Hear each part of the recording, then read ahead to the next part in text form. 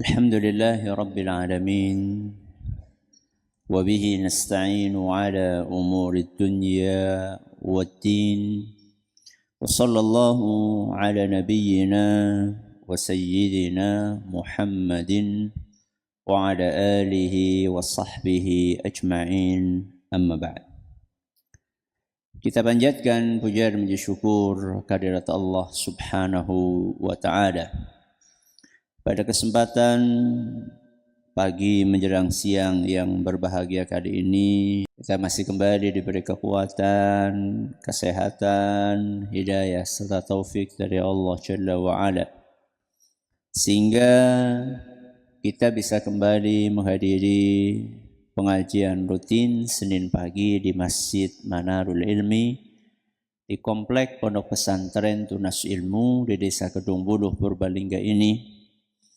Kita berharap semoga Allah Subhanahu wa taala berkenan untuk melimpahkan kepada kita semuanya ilmu yang bermanfaat sehingga bisa kita amalkan sebagai bekal untuk menghadap kepada Allah Jalla wa Ala.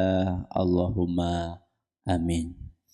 Salawat dan salam semoga senantiasa tercurahkan kepada junjungan kita Nabi Agung Muhammad sallallahu alaihi wasallam, kepada keluarganya, sahabatnya, dan umatnya yang setia mengikuti tuntunannya hingga akhir nanti. Bapak-bapak, ibu-ibu, para hadirin, para hadirat, dan juga segenap pendengar serta pemirsa rahimani wa rahimakumullah. Kembali kita mengkaji fikih, doa, dan zikir. Kali ini memasuki serial nomor 219, mengangkat tema doa keluar masjid bagian kedua. Jadi ternyata Rasulullah Shallallahu Alaihi Wasallam mengajarkan kepada kita beberapa redaksi doa keluar masjid. Salah satunya sudah kita kaji pada pertemuan yang lalu. Masih ingat enggak apa coba? Bismillah wassalamu ala Rasulillah Allahumma inni as'aluka min fadlik. Masih ingat enggak? Hah? Apa mandan kelalen? Apa udah diwaca? Apa? Bismillah wassalamu ala Rasulillah Allahumma inni as'aluka min fadlik.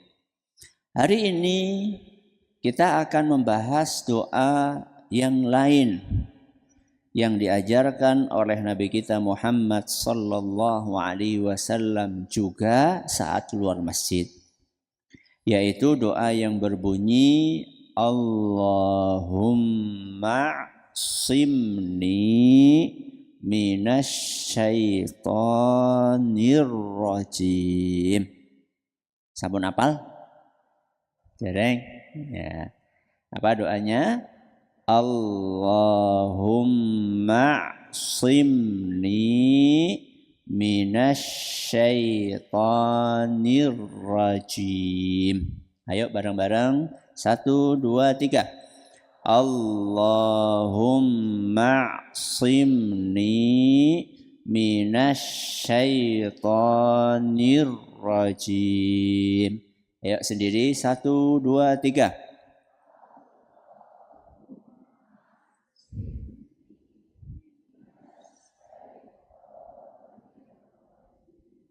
Doa ini adalah sebuah doa yang diajarkan oleh Nabi kita Muhammad sallallahu alaihi wasallam dalam sebuah hadis yang diriwayatkan oleh Imam Ibnu Majah, dan kata Imam Al-Busiri isnadnya sahih. Para perawi Rasulullah keluar dari masjid falyusallim 'alan nabiyyi sallallahu alaihi wasallam, hendaklah mengucapkan salam kepada Nabi SAW.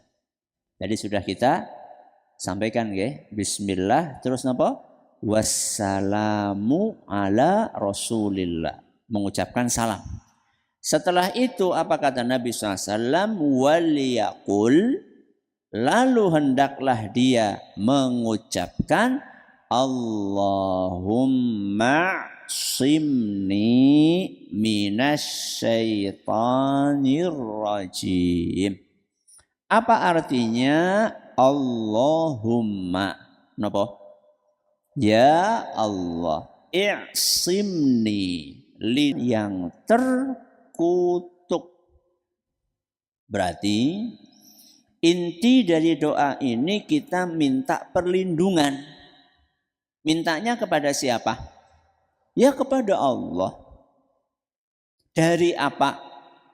Dari godaan setan. Kenapa Ustaz? Karena setan itu punya target. Apa targetnya setan? Pengen menjerumuskan manusia ke dalam perbuatan-perbuatan yang haram. Ingin menjerumuskan manusia ke dalam dosa-dosa dan maksiat. Kenapa? Golet kanca. Kanca teng pundi? Teng neraka. Jenengan purun. Purun apa mboten? Benar. Alhamdulillah. Tapi kalau kita hanya melawan sendiri saja, sering kalahnya. Walaupun aslinya tipu daya setan itu lemah. Inna kaidas syaitani kana dha'ifa. Kata Allah Azza wa Jalla dalam sebuah ayat Al-Quran, sesungguhnya tipu daya setan itu lemah. Loh Ustaz, setan lemah, kok bisa kita kalah? Ya iya, karena manusia juga lemah. Wa khuliqal insanu dha'ifa. Kata Allah dalam sebuah ayat di Al-Quran, manusia itu diciptakan memang dasarnya lemah. Lemah ketemu kali lemah. Sing menang siapa? Yang menang yang minta perlindungan kepada yang maha kuat. Sinten?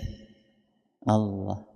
Makanya kita disuruh minta perlindungan kepada Allah. Salah satunya adalah dengan membaca doa pas keluar masjid. Kenapa Ustaz? Karena ketika kita keluar masjid, rata-rata saat keluar masjid, di luar masjid kita sibuk dunia apa akhirat? Dunia apa akhirat? Dunia. Dan dunia itu sering melalaikan atau tidak? Sering sekali. Jangankan di luar masjid, lho nang jero masjid kadang-kadang mikir akan apa? Dunia, gitu mboten? Contohnya pas lagi sholat. Lagi sholat harusnya kan mikirin Allah, mikir akhirat, malah mikir utang, cicilan, apa maning Bu? Apa-apa pada larang, bayangkan. Lagi sholat mikir brambang, regane apa? Mundak. Apa maning Bu? Minyak mundak, beras mundak. Akhirnya pas lagi sholat menyusun jadwal belanjaan. Priwe jajal gue. Itu padahal lagi di masjid. Lagi di apa? Masjid. Yang seharusnya biasanya orang di masjid mikirin akhirat. Apalagi kalau sudah keluar dari mana? Dari masjid. Nah karena dunia itu melalaikan, maka kita minta perlindungan kepada Allah Azza wa Jalla. Manusia itu lalainya macam-macam. Ketika sedang bekerja, manusia itu macam-macam kelalaiannya. Kadang-kadang lalai karena nggak peduli hukum halal haram. Karena saking susahnya ekonomi, atau bahkan ada sebagian orang ekonominya nggak susah, tapi karena kemaruk. Ngomong kemaruk sih apa? Rakus. Ya.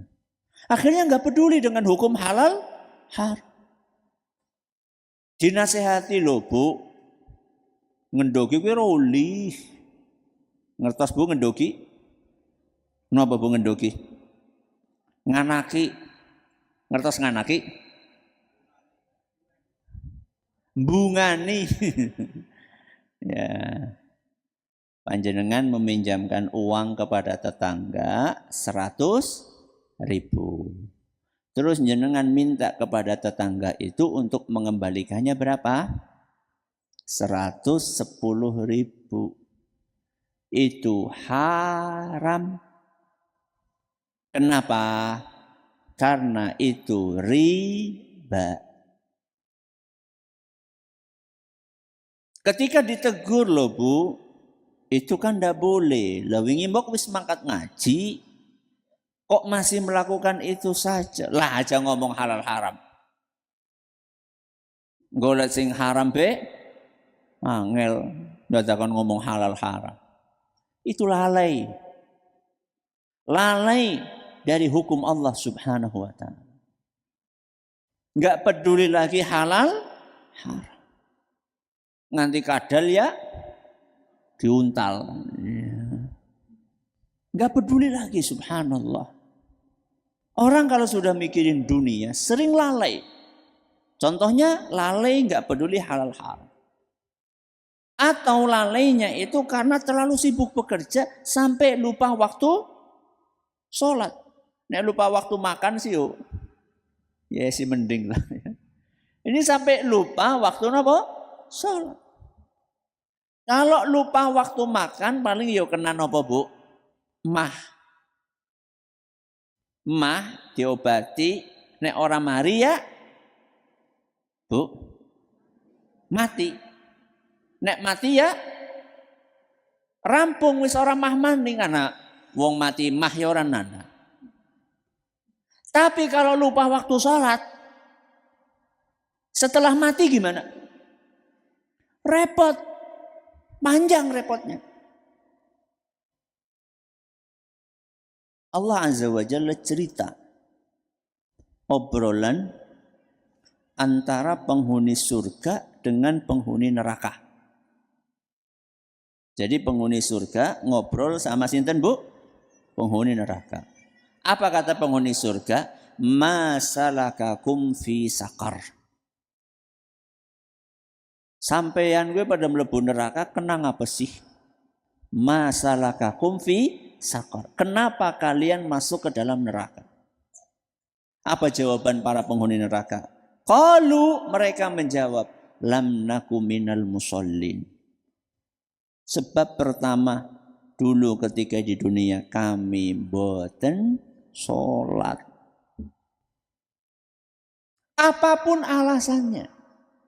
Apapun alasannya. Lah wong lagi sakit saja harus tetap napa? Sholat. Selama masih napa? Sadar. Harus sholat. Walaupun ada keringanan, ndak wajib, kalau nggak bisa berdiri, ndak wajib napa? Berdiri. Bisa sholat sambil duduk. Nggak bisa sholat sambil duduk, ada keringanan. Pripun? Sholat sambil berbaring. Ya.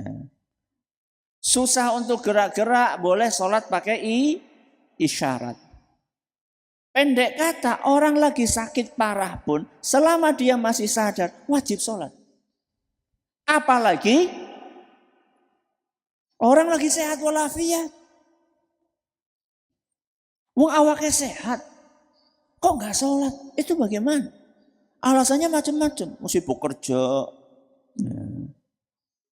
tanggung, lagi jaga toko, nunggoni apa Bu? Manuk, sawah maksudnya. Ini contoh lalai gara-gara dunia. Ada juga orang yang lalai setelah dia dapat duit. Kalau tadi pas lagi nyari duit. Kalau ini lalai setelah dapat apa? Duit. Apa? Ia menggunakan duit itu untuk sesuatu yang haram. Contohnya Bu, nomor Ya, tuku apa? Nomor. Mau di dunia nyata, mau di dunia maya. Judi, baik itu judi online ataupun judi yang offline. Itu berarti dia telah lalai. Nah, siapa yang selalu menggoda kita untuk lalai? Siapa lagi kalau bukan setan? Dan dia tidak kenal putus asa, terus menggoda. Siang, malam, pagi, sore, kita lagi sendirian, kita lagi sama orang lain, kita lagi di rumah, lagi di kantor, dari mana? Di masjid sekalipun, setan tetap apa? Goda. Makanya kita minta perlindungan kepada Allah dari sinten? Setan. Segala cara akan digunakan oleh setan untuk menggoda kita.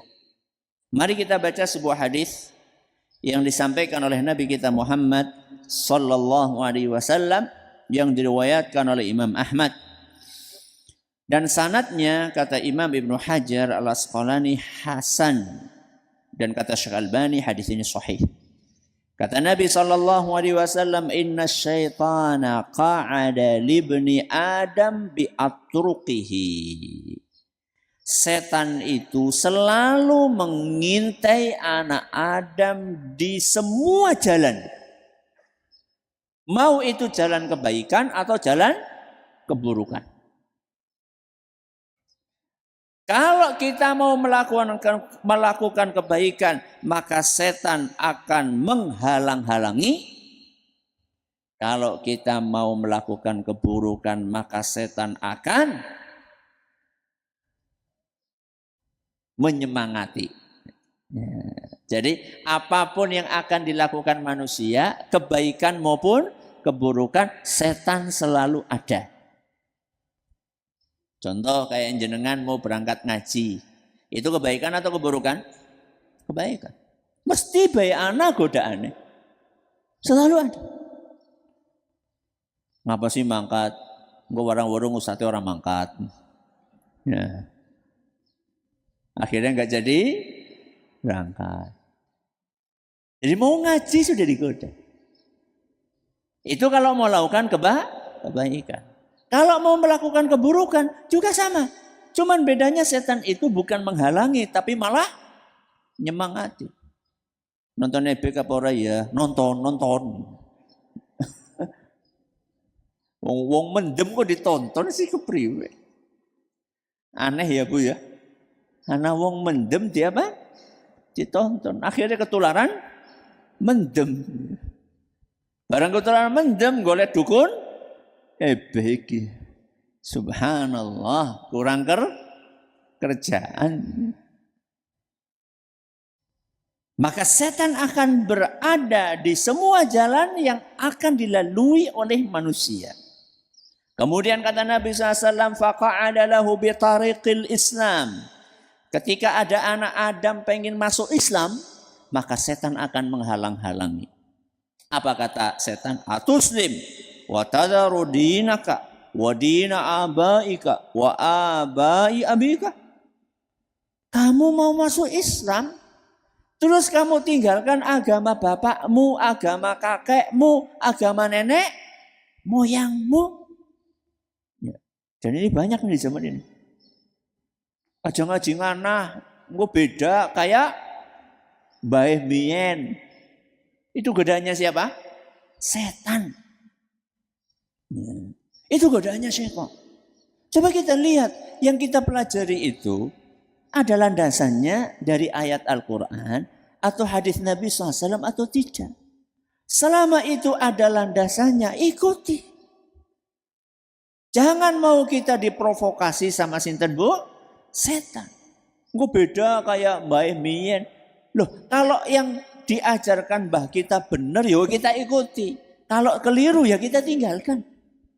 Nah, panduan hidup kita itu adalah apa yang difirmankan oleh Allah Subhanahu wa ta'ala dan apa yang disabdakan oleh Rasulullah sallallahu alaihi wasallam. Qala fa'asahu fa'aslam. Ternyata anak Adam itu enggak mau pasrah kepada setan, dilawan setannya, akhirnya masuk Islam. Setelah masuk Islam, dia pengen melakukan ibadah yang lain. Apa itu? Tsumma qa'ada lahu bi tariqil hijrah. Dia pengen melakukan hijrah. Hijrah itu adalah aslinya meninggalkan tempat yang buruk menuju tempat yang baik. Sebagaimana dahulu Rasulullah Shallallahu Alaihi Wasallam meninggalkan mana menuju ke mana? Meninggalkan Mekah menuju ke Madinah. Kenapa? Karena Mekah nggak kondusif untuk beribadah. Orang beriman malah disiksa. Orang sholat malah dihalang. Susah di Mekah. Maka Nabi SAW nyari tempat, lokasi baru yang di situ gampang menjalankan ibadah. Ketemulah kota Madinah. Itu hijrah. Atau kalau di zaman ini juga bisa hijrah itu bermakna meninggalkan keburukan, melakukan kebaikan. Contoh, ibu-ibu hijrah biasanya mboten jilbaban. Setelah ngaji terus napa? Jilbaban. Kapan, Bu? Pas mangkat ngaji tok? Ya aja. Ya. Bapak-bapak dulunya belum sholat. Begitu ngaji, sholat. Itu namanya hijrah. Ketika ada orang mau hijrah, maka setan pun akan berusaha menghalang-halangi. Apa kata setan? Atuhajiru wa tadharu ardhaka wa sama'ak. Kamu akan hijrah, kamu tinggalkan kampung halamanmu, kamu akan tinggalkan rumahmu.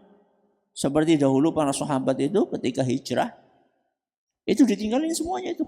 Rumahnya, sawahnya, tunggangannya, hartanya, tinggal semuanya.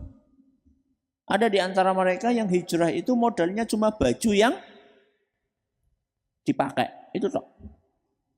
Tinggalin. Nah setan itu, wah eman-eman. Ya.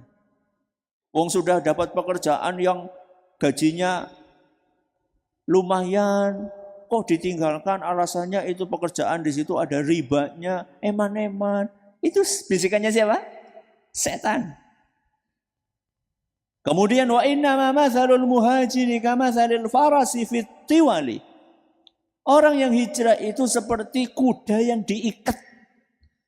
Kamu nanti enggak bebas. Mendingan di sini aja, mendingan kayak dulu saja. Jangan mau ngaji ke sana, nanti serba apa-apa enggak boleh, ini enggak boleh, ini enggak boleh. Ya enggak loh, masa semuanya enggak boleh? Ya boleh. Yang enggak boleh ya memang yang haram, yang halal ya boleh. Fa'asahu fahajar. Maka ternyata anak Adam itu melawan bisikan setan dan dia tetap berhijrah. Berhasil, masuk Islam berhasil, berhijrah berhasil. Kemudian ada panggilan jihad, pengen berangkat jihad. Setan menggoda lagi, wajahadun nafsi wal mal. Kamu mau jihad, lo nanti kamu itu akan kehilangan harta, akan kehilangan nyawa, fatuqatilu fatuqtal, kamu berperang nanti kamu bisa terbunuh, fatungkahul mar'atu, kalau kamu mati istrimu dinikahi sama orang lain, wa yuqassamul mal, kalau kamu mati nanti hartamu dibagi-bagi kepada ahli warismu. Terus gitu ditakut-takuti sama sinten? Sama setan. Fa'asahu fajahad. Tapi dia lawan godaan itu dan tetap berjihad. Faqala Rasulullah SAW. Maka saat itu Nabi kita SAW bersabda, Faman fa'ala dzalika minhum famata. Barang siapa yang istiqamah menjalankan agama, kemudian dia meninggal dunia, kana haqqan 'ala Allahi an yudkhilahul jannah. Maka dia berhak untuk dimasukkan oleh Allah ke dalam surga. Jadi apa yang tadi disampaikan oleh Nabi SAW itu menggambarkan bahwa setan itu tidak pernah putus asa. Kita mau melakukan kebaikan apapun mesti dihalangi. Contoh, ada kotak infak lewat. Ngerogoh sak atau ngerogoh dompet. Itu di situ kan ada beberapa pilihan, gitu. Betul? Mulai dari yang warnanya merah, biru, hijau, coklat, abu-abu. Apal ya? Itu kira-kira setan itu bisikinya yang mana, Bu? Sing dijajal, Bu? Abu-abu baik gitu kan. Andaikan pas lagi ngaji jenengan ngantuk. Terus pas lagi ngantuk kotaknya apa? Liwat. Terus diludik nang tanggane. Kaget melihat ada kotak. Karena belum loadingnya belum lengkap ya, masih mumet, masih ngantuk gitu ya. Ngerokok sak bles masuk. Salah jukut. Padahal dari rumah sudah mempersiapkan yang akan dimasukkan yang warnanya apa tadi, Bu? Abu-abu. Ternyata salah jukut. Yang dimasukkan malah yang warnanya merah. Pripun, Bu? Apa yang jenengan ucapkan coba?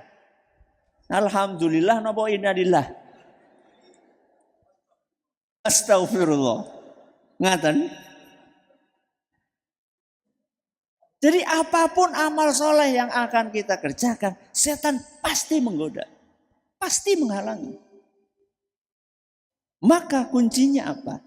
Ketika kita akan melakukan kebaikan, kok muncul bisikan-bisikan aja engkau baik, jangan nanti saja, kapan-kapan. Pastikan itu bisikan setan. Dan kalau dibisiki setan, pripun? Lawan atau nurut? Lawan. Katanya tadi di awal mau melawan bisikan setan, nggak mau jadi temennya setan, nggak mau jadi temennya setan di mana? Di neraka. Ya ayo kita buktikan. Orang mau hijrah, mau memperbaiki diri, itu pasti banyak bisikannya. Pasti banyak godaannya. Macam-macam godaannya. Seperti yang saya katakan tadi. Wah, anakmu masih kecil, pekerjaanmu sudah settle, penghasilanmu sudah banyak, mau ditinggalkan dengan alasan ini adalah riba, ini haram, dan seterusnya. Nanti anakmu mau kasih makan apa? Selalu ada bisikan-bisikan seperti itu. Orang yang beriman, dia akan lawan bisikan-bisikan tersebut. Dan dia minta perlindungan kepada siapa, Bu? Allah. Apa doanya? Allahumma simni minasyaitonir rajim. Ini pengajian kita pada kesempatan kali ini. Monggo kalau ada yang mau bertanya bisa disampaikan. Baik, terima kasih Ustaz. Jazakumullah khairan atas materi yang disampaikan. Kami bacakan pertanyaan yang telah masuk. Pertanyaan pertama, Assalamualaikum warahmatullahi wabarakatuh. Waalaikumsalam. Ustadz, bagaimana caranya agar hijrah kita tidak merasa terkekang? Karena walaupun sudah lama ngaji dan mengenal sunnah, terkadang masih saja ada perasaan yang tidak enak, Ustadz. Jazakumullah khairan. Supaya tidak tertekan. Merasa terkekang. Bagaimana kalau hijrah itu supaya tidak merasa tertekan atau terkekang? Pertama kita harus paham terlebih dahulu bahwa agama kita itu agama aturan. Agama apa? Aturan. Apa-apa diatur. Itu harus paham dulu. Jadi tidak ada yang namanya sekarpe dewek, semaunya sendiri itu tidak ada dalam agama kita. Mau tidur diatur, adab tidur. Mau makan diatur, adab makan. Mau berkeluarga diatur, adab berumah tangga. Semuanya ada aturannya. Cuman bedanya aturan agama kita itu untuk kebaikan. Tidak ada aturan Islam yang hanya menyusahkan, itu tidak ada. Beda dengan aturan bikinan manusia. Kalau aturan bikinan manusia itu banyak di antara mereka asasnya, fondasinya itu adalah kalau bisa dipersulit, kenapa dipermudah? Gue aturannya manusia. Kalau Islam nggak seperti itu. Islam itu justru kalau bisa dipermudah, kenapa dipersulit? Dan lihat aturan Islam itu semuanya untuk kebaikan. Semuanya untuk kebaikan. Makan pakai tangan kanan untuk kebaikan. Makan baca bismillah untuk kebaikan. Berumah tangga ada hak, ada kewajiban suami maupun istri untuk kebaikan. Pahami ini dulu. Bahwa Islam itu agama aturan. Yang kedua yang harus dipahami adalah orang itu bisa mendapatkan ketenangan. Itu tidak ujuk-ujuk. Tapi membutuhkan proses. Membutuhkan apa, Bu? Proses. Jadi orang hijrah itu tidak ujuk-ujuk langsung terasa nyaman, langsung tenang. Enggak. Karena kita itu butuh adaptasi. Butuh apa, Bu? Adaptasi. Saya sering kasih perumpamaan kayak gini. Andai kan jenengan pindah rumah. Kenapa, Bu? Pindah rumah. Rumah yang lama sempit. Rumah yang lama sempit. Yang baru luas. Rumah yang lama nggak ada halamannya. Rumah yang baru halamannya Masya Allah. Rumah yang lama minim fasilitas. Rumah yang baru full fasilitasnya. Begitu jenengan pindah rumah dari yang lama ke yang baru, apakah langsung merasa nikmat? Dijawab. Langsung nikmat? Belum tentu. Kenapa? Adaptasi. Wong biasanya nyapu 2 menit rampung. Karena jarak dari depan sampai belakang 6 meter. Kok sekarang jaraknya 50 meter? Biasanya 2 menit selesai, sekarang harus setengah jam sendiri.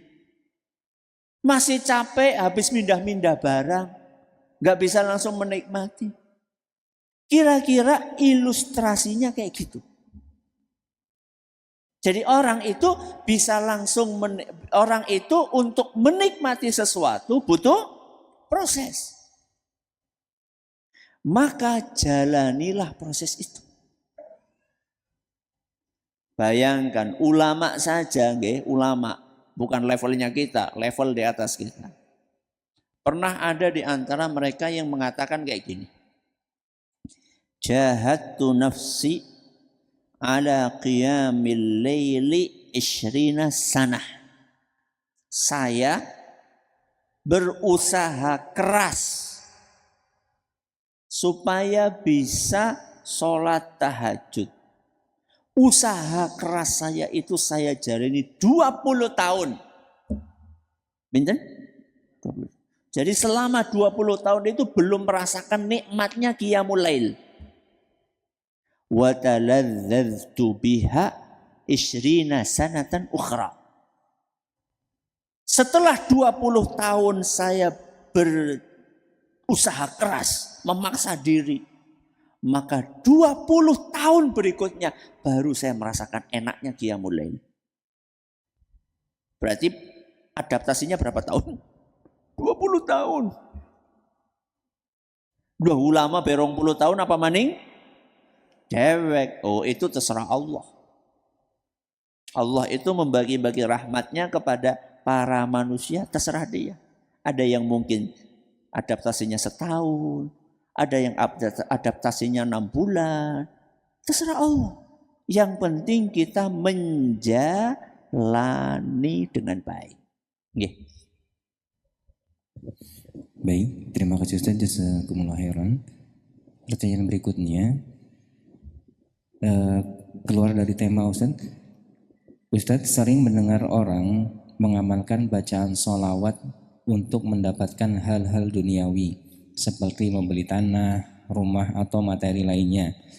Akan tetapi dengan mengamalkan bacaan sholawat dengan membaca sebanyak 100 atau 1000 kali, apakah hal ini ada tuntunannya dalam Islam Ustaz? Jazakumullah khairan. Pertama, kita harus paham dulu membaca sholawat itu ibadah. Sehingga kalau kita membaca sholawat dengan ikhlas dan sesuai tuntunan, maka kita berpotensi untuk mendapatkan pahala. Kata Nabi SAW, "Man shalla alayya salatan, sallallahu alaihi biha asyra." Barang siapa yang membaca sholawat 1 kali, aku akan ganjar dia pahala 10 kali lipat. Berapa? 10 kali lipat.